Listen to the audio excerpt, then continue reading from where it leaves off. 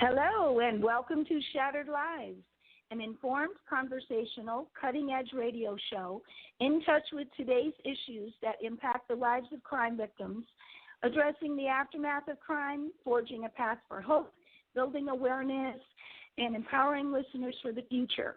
This is Donna R. Gore, a.k.a. Lady Justice, your host, with my co-host, Delilah Jones, president of ImaginePublicity.com, welcoming you to today's show and to our library of weekly archive shows. It is our goal to make a difference. And with that introduction, which is truer than true, I want to let you know that today we have a brand new guest, and although it isn't crime related, it can certainly be a traumatic topic. We are going to be addressing the tumultuous journey of teenagerhood, if that's a word, and mother and daughter relationships. And I was very fortunate to meet a Connecticut-based educator and author who I will bring on in a minute, and she has a wealth of information to offer. So we're very excited to do that. But before I do that, I want to welcome my co-pilot, Delilah. Good morning. How are you? Good morning. Doing great. This is really a good topic, Donna. I'm very excited to get into it. And I think that, there are all types of mother-daughter relationships out there, especially tough during the teen years. And I know that Deborah has a lot of information. So it's going to be great. We're raring to go, yes. So I'll just give a very brief overview, and then she can elaborate. Deborah Ann Davis, based in Connecticut, was an educator, a teacher for 25 years, and I believe retired and sought to do other things. She's into a number of ventures, and she is an established author. She is a presenter, and she has a lot of information to convey in terms of her areas of expertise. And from what I know and chat with her, she's a very articulate and inspiring and provocative speaker, and kind of just makes you think. And I know that the successes that she has had in terms of being an award-winning author are going to spill over into her new venture. So, Deborah, good morning, and thanks so much for being part of the Shattered Lives radio family. Great to have you. Good morning. Thank you. I'm very glad to be here. Well, that's great, and welcome to the radio if this is your first time. I've actually done different radio interviews, but I've never done one that has been a program like this. Oh, well, great. So this is baptism by fire, maybe.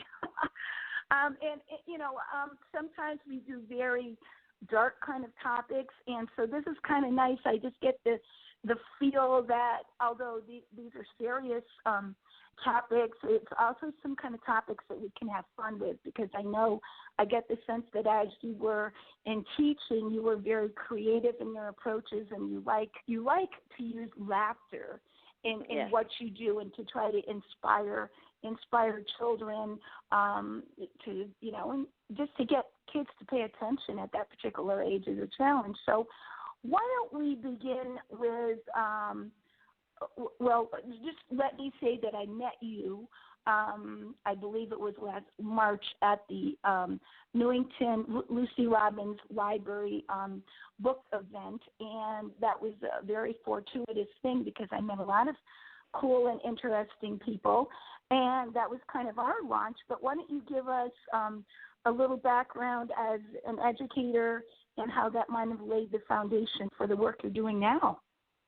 Well, I taught for many years. I've taught in Georgia and Massachusetts and Connecticut. I've taught inner city and rural and high-end community high schools, but always high school and middle school, because my niche is teenagers. I've had hundreds of families sitting across from me seeking advice about how to help their kids better navigate high school. And I've come up with strategies over the years. When you talk to people in the same area over and over and over, you start to see patterns. And that's what I started to address, was the patterns that emerged. It seems like parents were having the same issues regardless of where they were from or their socioeconomic background. Their commonality was that they had teenagers. So I was able to coach them with solutions that were specific to their situations and help them make the school year less stressful and more manageable for both their kids and themselves. That I was meeting with families just a couple of times a month based on crisis situations in terms of report cards or issues with the kids. And it didn't feel like it was enough. I wanted to do more. So eventually I left teaching so I could reach more people and share my techniques. And then about, I guess early last year, I was talking to my good friend Karen Mayo, who's the author of Mindful Eating. And it turned out that even though I was doing teen relationships and she was doing people's relationships with food, our missions were very aligned. And then one thing led to another, and now we have this retreat that we're planning called Relationship Boot Camp, the weekend of September 22nd. And it's an all-inclusive retreat for mothers and their teenage daughters. So we're going to talk to them about how to converse with each other and how to understand each other better, and basically how to put themselves into each other's shoes. So you are doing this in collaboration with your friend that was the author of Mindful Eating? So she's going to be addressing nutritional kinds of things and all of that? Exactly, the effects of food on mood and things like that. And she's also a life coach and a health coach. As you are, like you're saying. Oh, okay. Because with regard to, so you said you saw these patterns over time, and it wasn't just that. No, did you develop these techniques? I think we had talked a few weeks ago. You taught with regard to different children have different learning styles, right, and how to present information and what is the best way to approach them. So, is this part and parcel of the techniques that you're talking about? It's one section of them. I have a whole plethora of things I do for depending on what's going on with particular kids. But this is what I noticed. Now, they have done studies on learning styles. Some people believe in it, some people don't believe in it, and it's been modified many times. Like now they've got 7 or 8 different kinds of learning styles. But I just stick with the original 3 because it's basic and it's a nice round way to approach the topic. So the basic 3 learning styles are visual learners, auditory learners, and kinesthetic learners, people who learn by doing. The thing that I noticed was that first of all, we all learn with all 3 types of them, but what happens is some of us have a stronger learning style in one area than the others, and maybe a weaker one in another area. And those learning styles affect things besides school. It affects their relationships. If you have a teacher who has a auditory learning style, they're going to teach based on what makes sense to them. And if you have a student who has a visual learning style, they may have difficulty in a classroom where everything is verbal. They need to see it written down and for them to cement it. So what I do is I share different strategies of how you can function within those different learning style environments. But it goes beyond that. The way they pick friends is affected by their learning style. And the way they interact with their parents is affected by their learning style. The way parents discipline is affected by their learning style.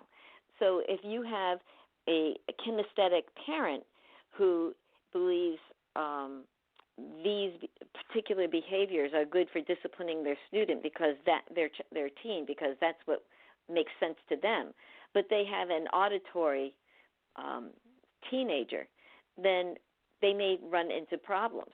If you have a visual teenager and you're an auditory parent, walking by your teenager and saying, when you're done with that TV show, I want you to turn off the TV, then I want you to set the table for dinner and take the dog for a walk. And the child will respond, but they won't take it in. And the parent will go off and expect those orders to be followed. But if they had left a list, the kid would have noticed the list and read the list and followed the list. And it creates conflict between them because the parent thinks, oh, the kid's just being lazy and doesn't want to do what I'm saying or is defying me. In reality, they're just receiving the information differently than the parent would expect it. Right. Well, that's very interesting to me with the background in speech-language pathology, because I was thinking, how do you identify with the parent and the child in terms of the teenager, with their learning style? I mean, other than having a neuropsychological evaluation, which most people do not unless there's a need, or you just kind of figure it out as you go along. But then the relationship, they're making all of these errors and everything because they don't recognize those differences. Well, when I was teaching, what I would do is get to know my students. You kind of get a feel for the ones who are successful right away.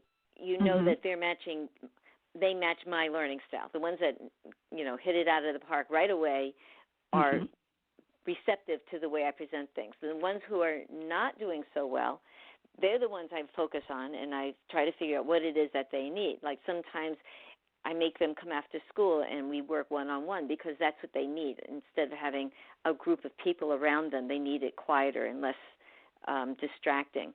Sometimes I'll see kids do really well in labs and not so good with homework. So I'll bring them in and we'll do the homework as a discussion instead of them having to write it down. So I know that they understand what's going on. Sometimes I wrote it for them while they told me what the answers were. So there were different ways that I learned about the kids. But when I was speaking with the parents, it would be a little one-sided because I would know the kids and not the parents. So I would present it to the parents that these are strategies that seem to be working for your student, and here's some strategies that you can employ at home. And without delving into the people's own style, you could see whether or not the strategies made sense to them or if they looked foreign. And my leap was that if they looked foreign to them, then they probably were not the same learning strategy as the kid. So I spent time emphasizing this is what is specific for this person. This is what is specific for your teen. This is what will help in your situation. And then they would go home, they'd try it, and they'd check back with me, and they would say what would work, what didn't work, and then we would refine it from there. It would be cool to be able to do a learning assessment on the parents, but, Yeah.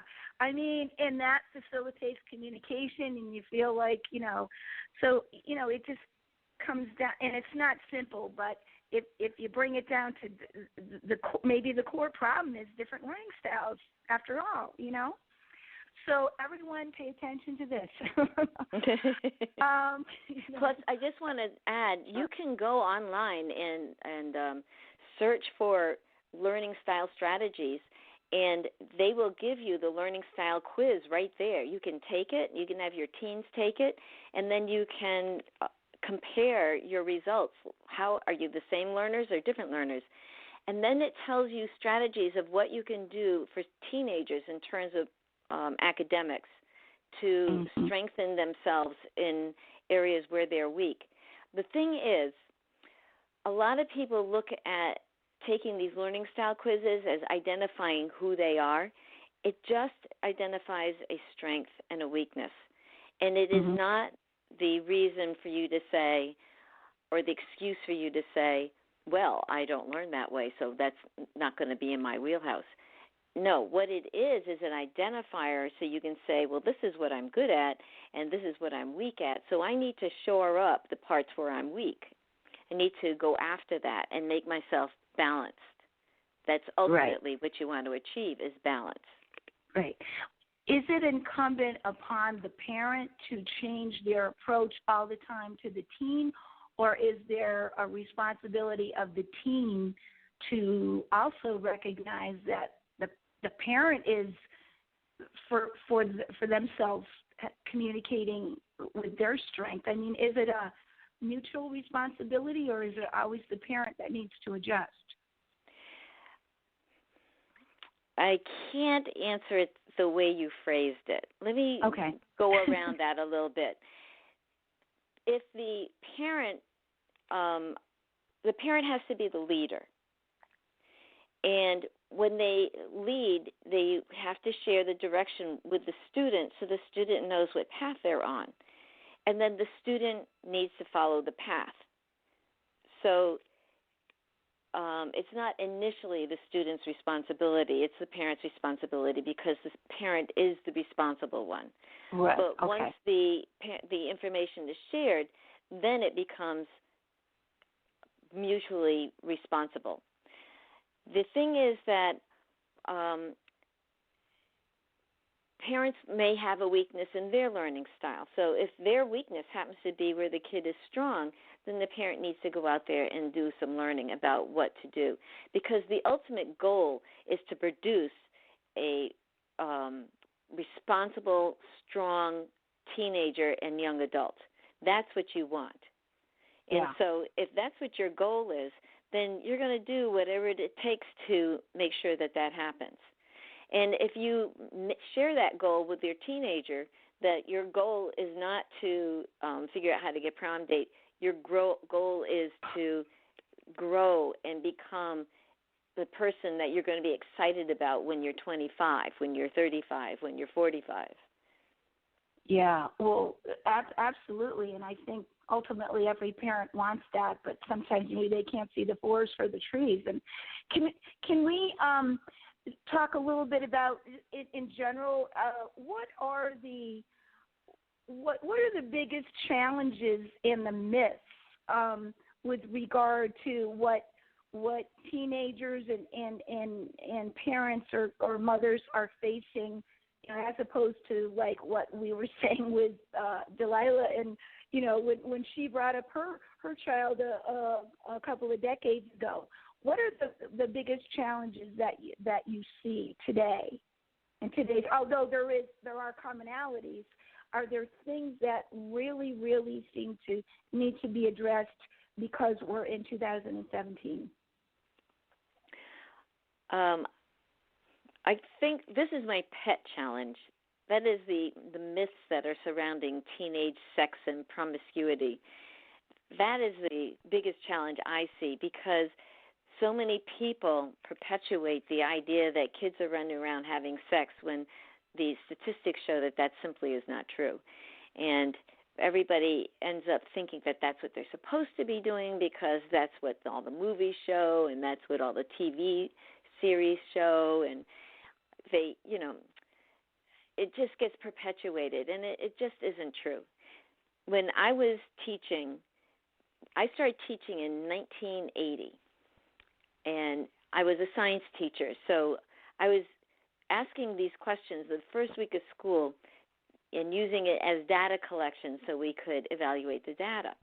And what I would do is I would give the kids a bubble sheet with a survey on it and say 5 questions. And were they messing around with alcohol or drugs or sex? And then I would compile the results, and there was no handwriting on it. You just color in a circle and no names on it. And I'd compile the results, and I'd give the results to the kids the next day. Now, in the 1980s, it turns out that like only 2 to 3% of the kids were fooling around in high school. They were having sex, just 2 or 3%. And this was after the crazy 70s and all the 80s movies that were out there with all the, Breakfast Club and that whole era where there were all those teenage movies. And everybody thought that everybody was having sex. So I'd present the results to my classes, and the kids were adamant that everybody had lied, that those results weren't true. And I would say to them, it's a bubble sheet. It's not like I can recognize your handwriting. Are you telling the truth on it? And they're going, yeah, I am. I said, all right, well, look, we will do it again. Tell the truth. And we'd get the same results. The funny thing was they would not believe me. Even with the second set of results, they would not believe that nobody was having sex. So you and you were confident that they were being truthful because you had built a rapport with them, etc.? No, I was confident they were being truthful because it was the first day of school. They didn't know me. I had no way of identifying them. Oh, okay. That's why I thought they were being truthful. And to get the same results 2 days in a row, but they still wouldn't believe me. And then, so I did the same thing year after year after year, and I wish I had collected the data because, I didn't know I was collecting data for me, but it was just so interesting that when I started putting in the question, how many people in your grade are having sex, and they would all write down like 90% or 100%, except me type thing. Well, when I switched schools, I would tell the kids we're going to do this survey, and they'd say, well, that's not our school. We're different. It was always the same. And when people are listening to this, I'm sure they're saying, well, that's not my kid's school or that's not my school. But I'm saying, just like I said in the beginning, I taught in poor inner city, and I taught in rich, high-class suburban towns, and I taught in schools that were Hispanic and schools that were black and schools that were white. So I've been in all different kinds of schools, a northern school and a southern school, and the results are always the same. So 2%. Most of those results were for like freshmen and sophomores. Guess what the numbers were like for seniors? I don't know. Tell us. 8%. 8%? 8%. So if you have a graduating class of 100 kids, only 8 of them have fooled around. That's 92 kids graduate without having sex. And here they are thinking, oh, I'm the only one, and, I better find I better find that boyfriend because I have to be with the in crowd, right? That's right, and everybody else is.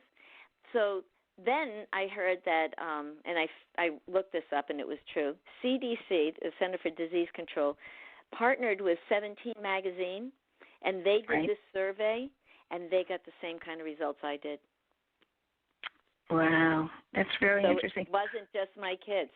So in this day and age, convincing the kids to stay centered and not sit there thinking that they're not doing what they need to be doing to be popular, if there was a way to make them understand that they are on target and they are fine, that, I think, is the biggest challenge of this decade.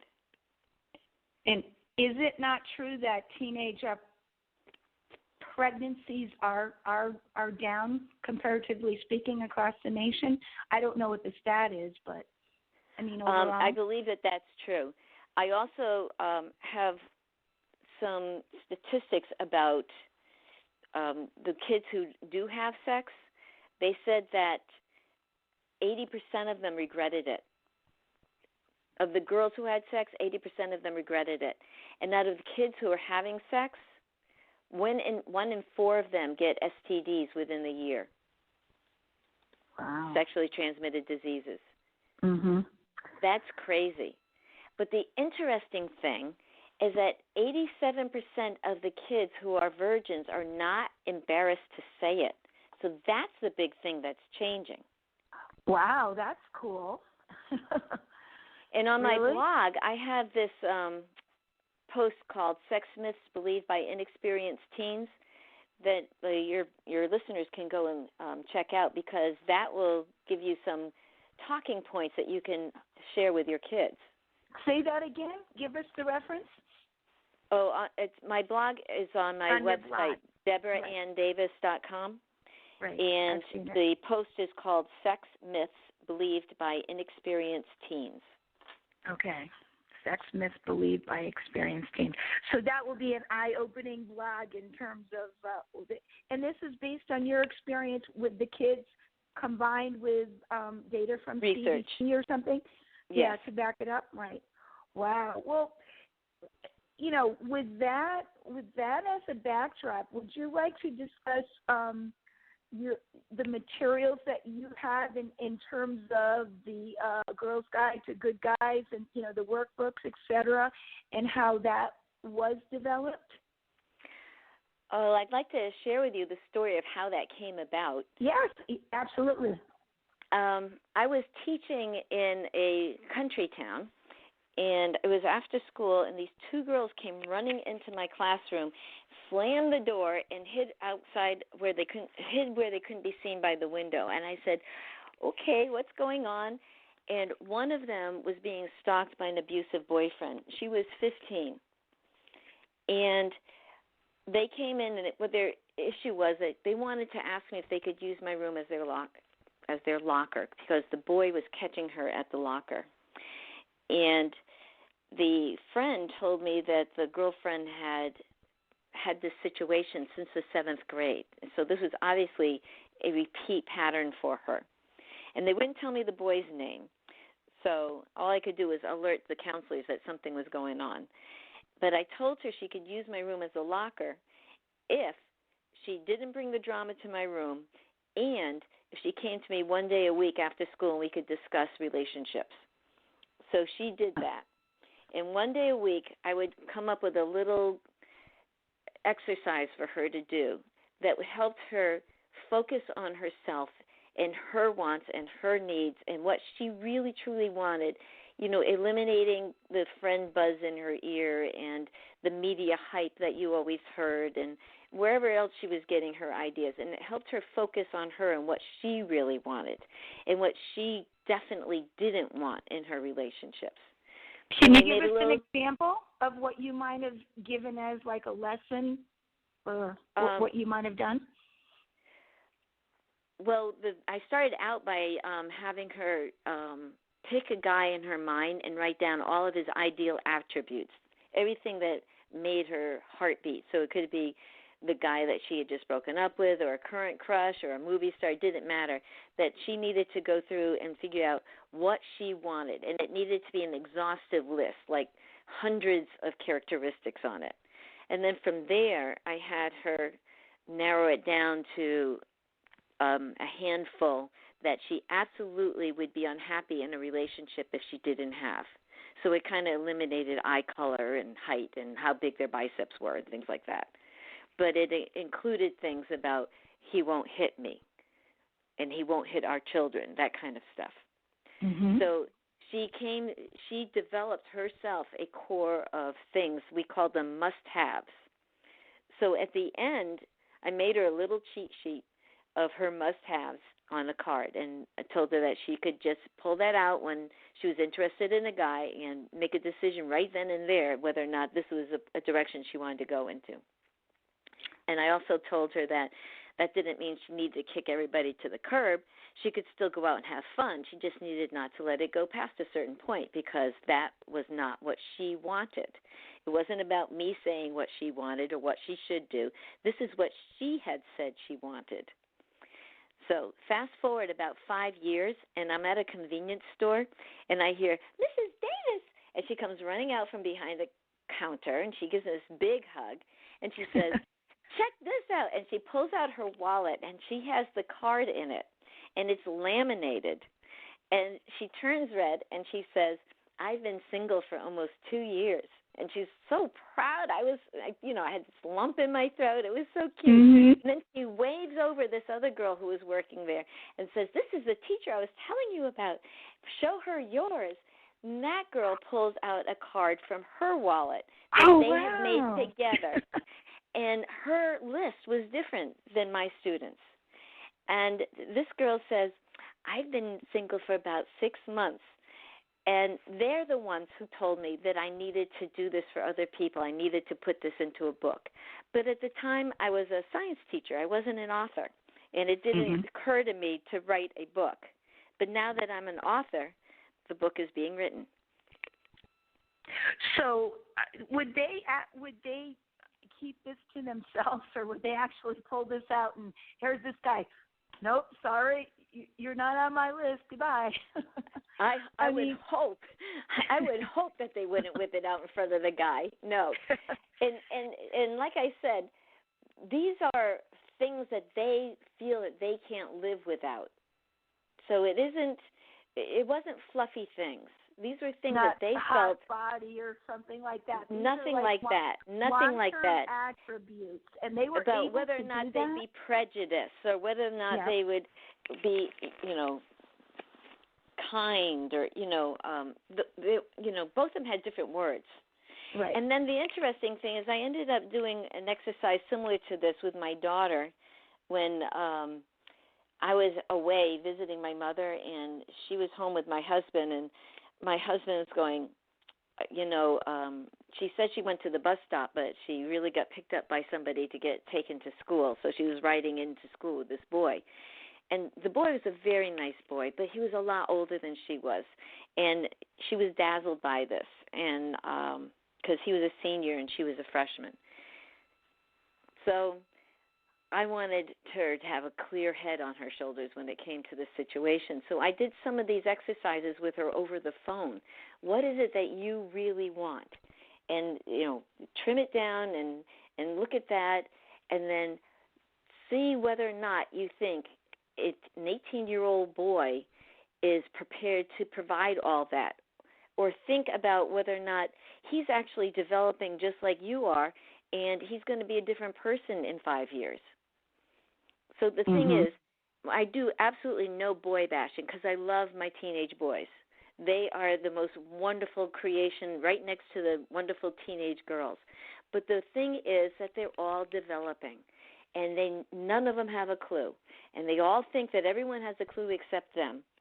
And so you can't put down teenage boys who are trying to figure out what the media is telling them they're supposed to be doing when they're trying to figure out how to handle their hormones and their crushes and their feelings for girls themselves.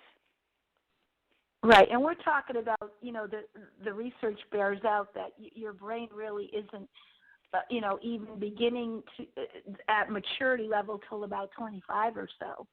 Yeah. Right? Yeah, when my daughter was growing up, they thought that the brain was like a small version that just got bigger. But now they understand that the brain develops from the back to the front. So the forebrain, which houses your logic centers, is the last part to develop. Oh, joy. How inconvenient. Yes. But your instant gratification centers are one of your first ones that develop. Uh-huh. Wow. So there was this study done that they were doing MRIs and brain work with and asking kids questions. And when they showed girls pictures of guys that they liked, all these different sections of their brain lit up. But if they showed them something that was academic, it was like a little bit of fizzy would go on. That would be it. And that's it. But the interesting thing they found was that if the girls are told that this is the way their brain works, they make better decisions. Instead of being caught in the throes of, what the heck is going on with me, if they go, oh, this is my brain doing that, I can handle that, they can make better decisions, which I found that unexpected because that's still part of your forebrain. Yeah, but at least, hopefully they won't use that as an excuse. Well, that was my brain talking, not me. How do you tell us about the workbooks themselves? They're like binders, and how are they structured? And is it like if someone wants to go, and of course we want you to be able to share if they want to purchase these on Amazon or wherever. How are they structured? And is it like a lesson per day? And do you do it together or in secret or what? The workbook will be out later in 2017. It will be spiral bound, and it's a series of exercises, and there's different chapters that go along for different points. Some of them are fill in the blank, some of them are personality tests, and they can be done by yourself. But most of the exercises say, if you want to see something really cool, try to take this personality test as if you were, say, your mother, and see if you can get it right, and then have your mother take the personality test and see how close you were, because you may find that you totally misrepresent your mother in your mind. that she's got other messages that she's giving you that you're not receiving. So there's different exercises. There's word searches. There's puzzles. There's games. There's lists of things that you can do instead of going out on a date, that you can go out with groups of friends with the guy that you're interested in, and lots of different ideas of things you can do for fun like that. Some unusual things. I went all over the place looking for different ideas in there. In terms of who's going to do it, I imagine girls would do it with their girlfriends. And then parents would see this kind of a book and buy it for their kids and say, here, take a look at this. And I did this cool. quiz. You take that quiz. Mhm. Mhm.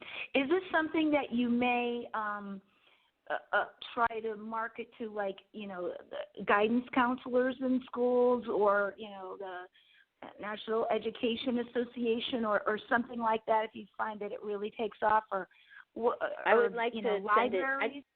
I'd like to involve anybody who works with teenagers. So I'd like to look at organizations like Big Brother, Big Sister, I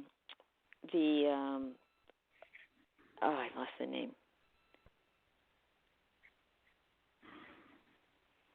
Well, the after-school programs that you see in the different schools, any place where there's a group of people who are working with teenage kids. Mhm. Oh, the Upward Bound programs. Oh, Upward Bound. I Yes. did a lot with the people down in near the Mexican border. I have a contact for you. Oh, wonderful. Yeah.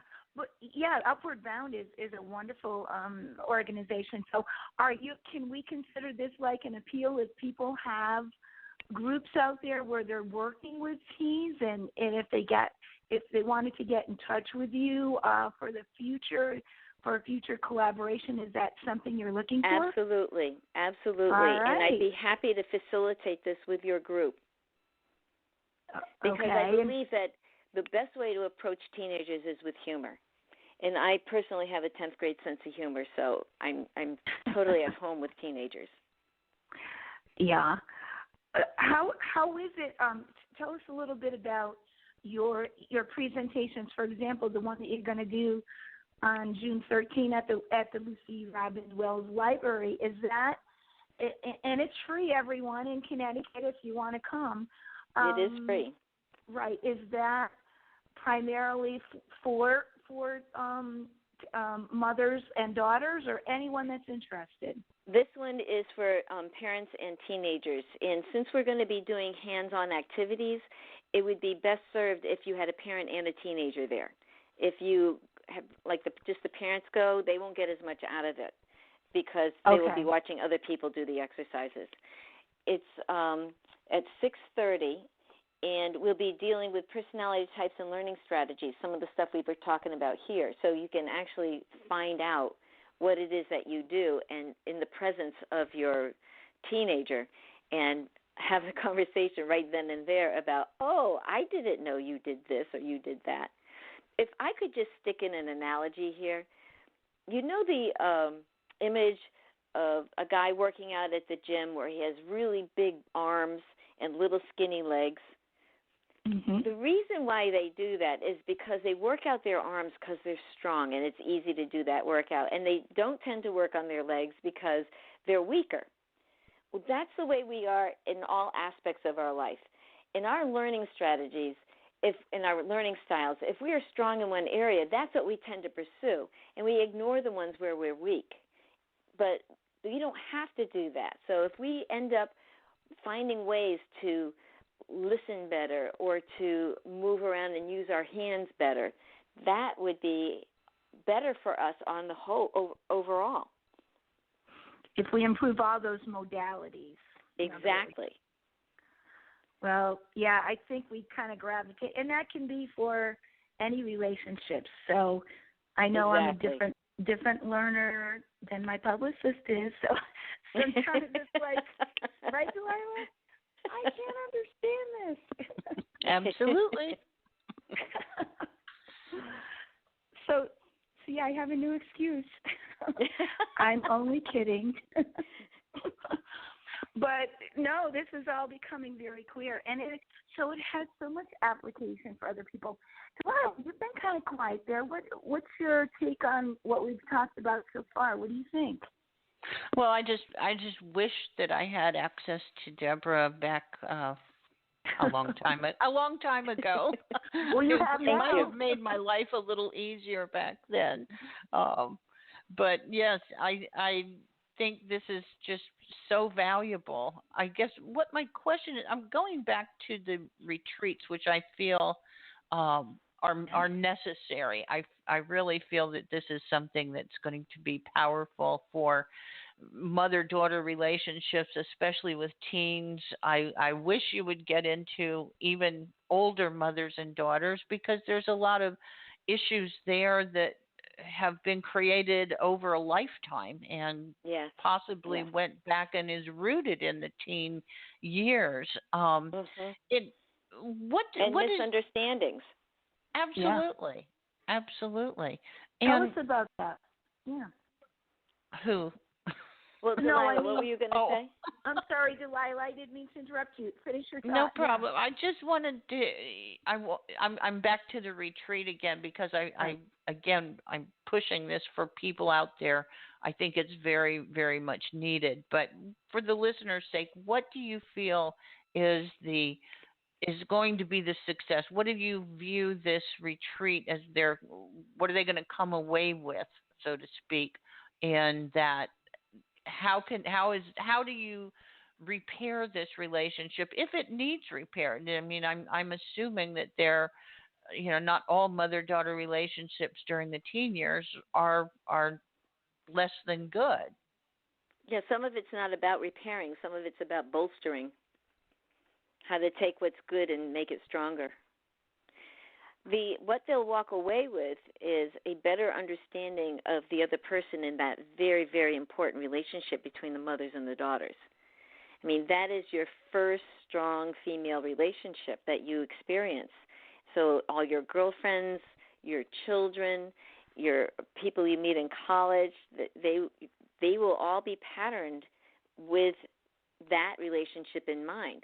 Whether you say, I'm going to do exactly like that, or you say, I'm going to do the opposite of that. So to make that person, well, here, let me give you one stat here. The average American family pays close to $100,000 to send their kids to a 4-year college, right? 30% of the freshmen drop out.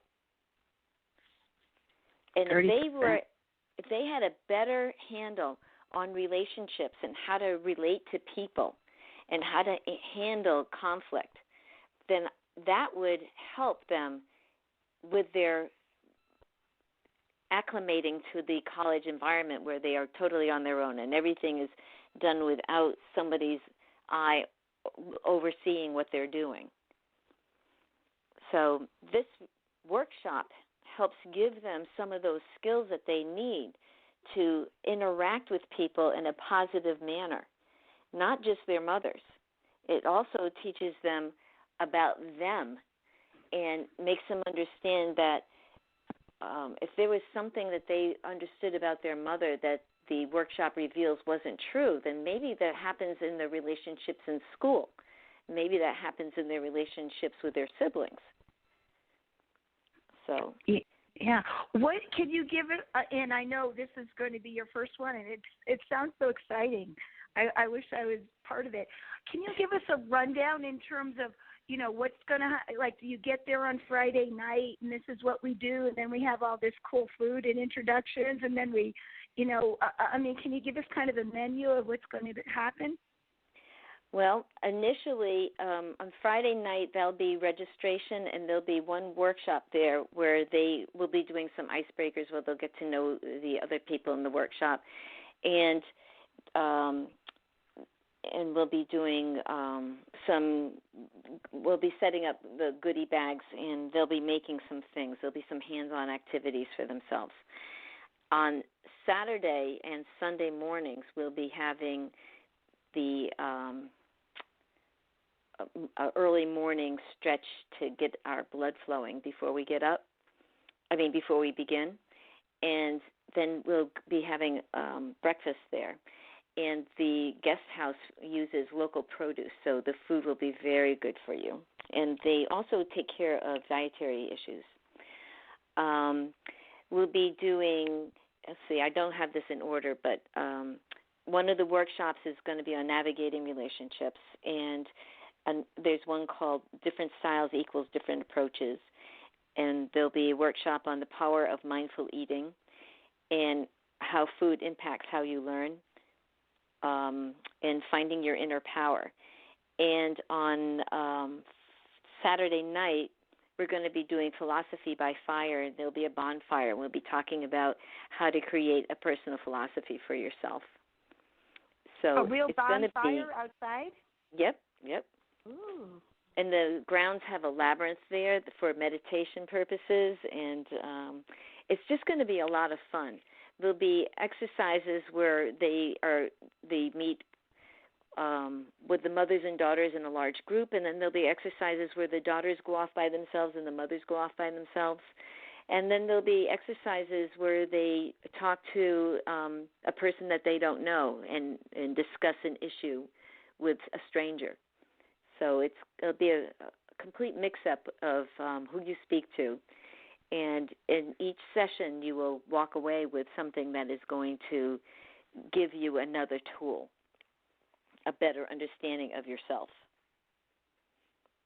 Wow, that sounds very powerful. And maybe is it meant to kind of shake you? I mean, if your relationship is broken, rather than just maybe needing to take it to the next good level, is this going to be something that's cathartic and very emotional? You might have to have people there to kind of help you through it if everyone starts crying and all of that kind of thing.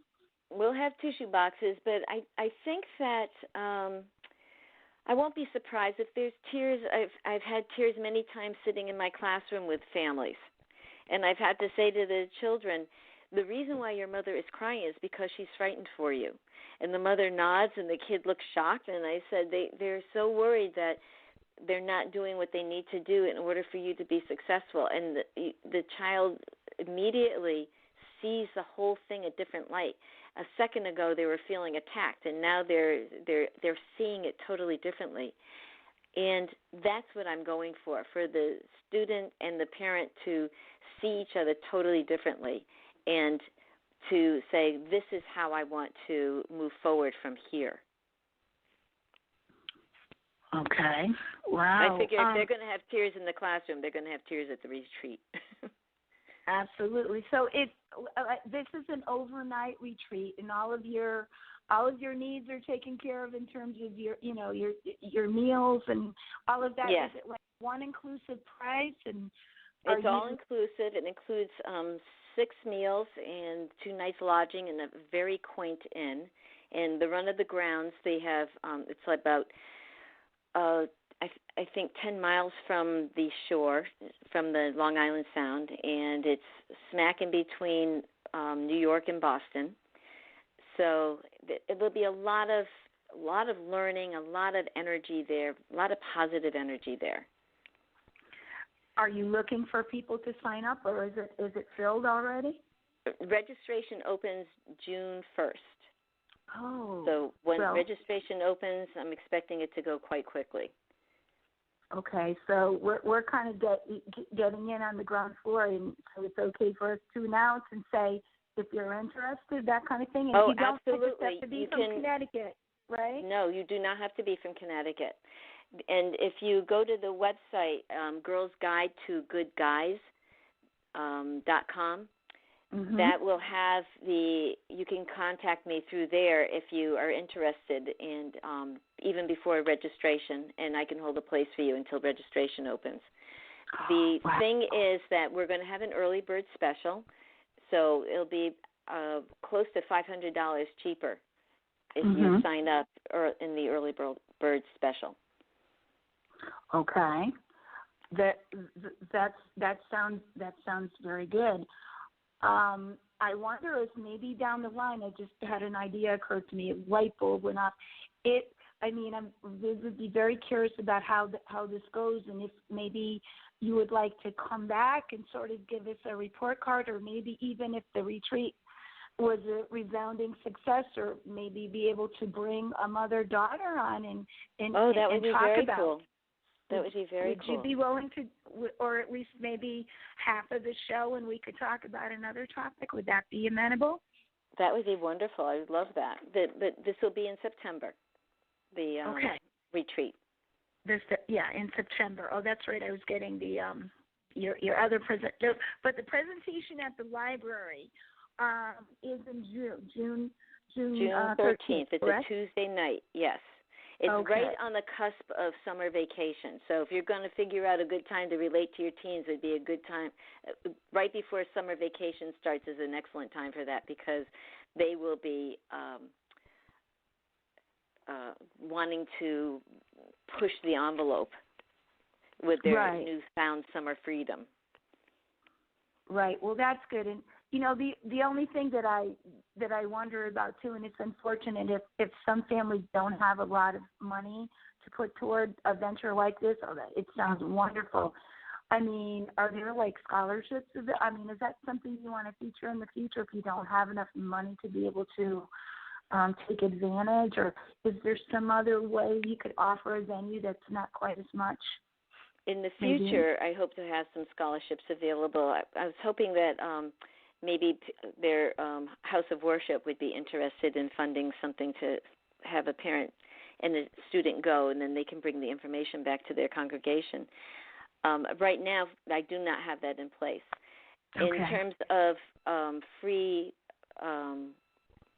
presentations, I'm going to try to set some up around the Connecticut area in the different libraries. So I have one in Newington. I just have to see if I can find some other sites that would be willing to host this. Some other venues? Okay. Correct. And I want to do different topics for each one. Well, that's wonderful. What we've got about 10 minutes left, I believe, Deborah, just to give you a little time check. With regard to parents are out there listening, and no matter what state, and unfortunately, you're only one person. You can't clone yourself. But if you someday take this on the road to other states or whatnot, if they're listening and their relationship with their daughter, regardless of what age they are, is broken, and they want to repair or they want to make it better, where would a person start? I mean, I know you're going to have the workbooks available, and you also have some nonfiction books if you want to talk about that. But before we get to that, where would a parent start if they say, oh, my God, I just would love to be able to have a better relationship with my daughter who is a teen, and they're not in Connecticut, or they don't have – they could email you, I'm sure, and get your materials eventually. But where do they start? Well, there's a lot of places to start, but the short answer for that is with themselves. The thing is, we live in a society where we are stretched to the max. We are overbooked and overscheduled. And when we do that in our lives, then the drama that comes with our teenagers is one more factor that is already on our overburdened selves, and we don't handle it eloquently. So one of the best ways to help your teenager is to calm your own life down, eliminate some of the things that you've scheduled for yourself, and try to have more streamlined existence. The other thing is, if you live in hyper extended life, then you're teaching your teenagers that that's what they need to do. And that may not look exciting to them, and they may be pulling away from you simply because they don't want to follow in those footsteps. So I would say that one of the best things you can do for yourself is take some time, meditate, do the deep breathing, those 3 cleansing breaths that you do, where you breathe in as long as you can for like a count of 8. If you can work up to it, hold it, and then exhale for a count of 8. And just keep your mind quiet while you're doing that. You can do it while you're driving. It does all these wonderful things for you. It increases your blood flow. It moves your lymph around your body, which carries the toxic waste from your body into your bladder, so it moves that so it doesn't reabsorb back into your body. It massages your organs. It's just a wonderful thing to do. I'm a science teacher, so that's why I go down that route. So that would be the biggest thing I would say is help yourself first. And then the second thing I would say is conversation.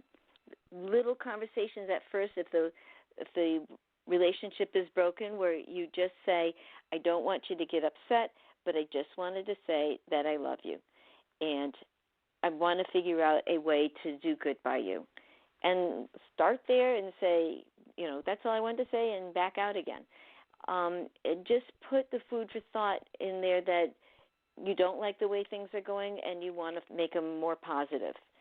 And then go back for more on another day. So you start small and creep in there. I have, of course, my blog has information on it. It tends to be more tongue-in-cheek because that's my personality, but there are things in there for your relationship with your teens. Helping them organize for their final exams is a great big stress reducer, because if the kids are doing good in school, then that reduces the stress in the household. So that helps. There are also 2 books that I like. One of them is called Dial Down the Drama by Colleen O'Grady, and that's about the mother-daughter relationship. And another one is Growing Courageous Girls by Priscilla Wainwright. So I recommend both of those in terms of parenting hints.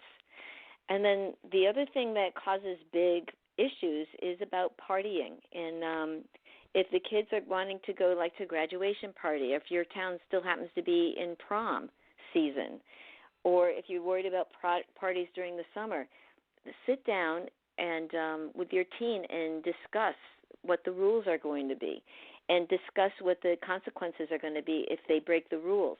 Make it clear, and then tell them, you can call me anytime, no questions asked, and I will come get you rather than have you or somebody else drive drunk. So making yourself available in those ways with the conversation that I want things to change will help. And then you don't have to reinvent the wheel. Go talk to a therapist or go get the self-help books in the library and see how other people are doing it. Find situations that are similar to you and your teen and see what they did to solve those issues. Right. Well, I think those are very good and very, very practical points. And just to reiterate, when are your workbooks going to be available? The first one should be available by September. The second one will be available in 2018. That one's called Girl's Guide to Good Guys, Mr. Right or Mr. Right Now. The first one is Girl's Guide to Good Guys, The Power of Being Patient and Picky. So with the title of that seems to indicate that you're going to be teaching them how to be selective, and that I'm going to be teaching them about themselves. Okay. Talk a little about bit themselves, and to be satisfied with being single, and to understand that everybody around them is growing, and they can have fun and be patient until they're grown. Does it also have information with how to navigate your peer group if you're wanting to do the right thing, but the peers are there pressuring you and you're feeling that pressure? I mean, is that part of it? Absolutely it is. Yes, that's definitely in there, because the peer pressure happens when the kids are feeling mean, they're feeling insecure, and they're trying to get somebody else to do the stuff they're too afraid to do themselves. And I will just say, in case there happens to be any teenagers listening right now, mean people are insecure. They are insecure. If they were secure, they wouldn't be acting mean. So you don't need to be around and let them hurt you, but you can understand that that is a wounded person on some level. So Stay away from It's them. not you. Right. It's not you, yeah. Absolutely. So, yeah, no, there's definitely discussion about peer pressure. Well, yeah, because I think that's like 50% of the battle when you're a teen, right? Mm-hmm. Yeah. So, unfortunately, our hour is come to a close, but I do want to invite you back if you are amenable to that. And I wish you all the best in the presentation coming up next month, and particularly for the retreat. And I hope that you'll keep in touch with me, because Delilah and I are very interested in keeping in touch with you in the future as well. Okay. Thank you. And I have some giveaways for your listeners. If they go to DeborahAnnDavis.com/giveaway, you'll find 3 little documents I put on there that might be able to get them started. Oh, well, that's wonderful. So any other contact information that you want to repeat so we have it again? So Deborah is spelled DeborAh. Ann is ANN, Davis. DeborahAnnDavis.com/giveaway. And then the workshop information is on girlsguidetogoodguys.com. Very good. And just go under the workshop tab, and you'll find them there. Okay, excellent. Well, I want to thank you again, Deborah. It's been a pleasure, and I wish you all the best, and we'll be keeping in contact. Delilah, you have any parting comments? Well, I just want to thank Deborah for taking her Saturday morning to get all of this good information out to the public. I think, again, it's very, very valuable, and anyone who is raising a teen daughter, take this opportunity to help yourself, help your daughter, because I think it's going to be something that will last for a lifetime. Thank you very much. I totally agree. So with that, we will close out another edition of Shattered Lives Radio until next week. So thank you so much, Deborah. Be sure to listen on the archives, everyone. Thank you, Delilah. We'll see you next Saturday.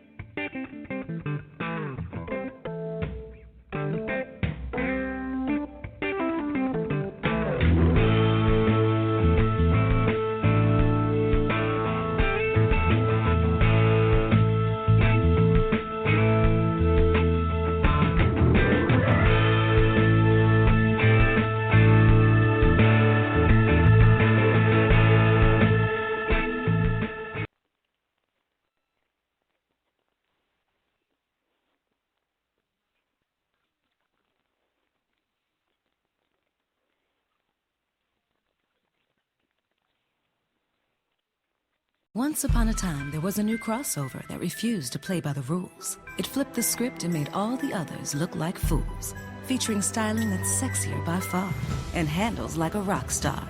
Introducing the first ever Toyota CHR.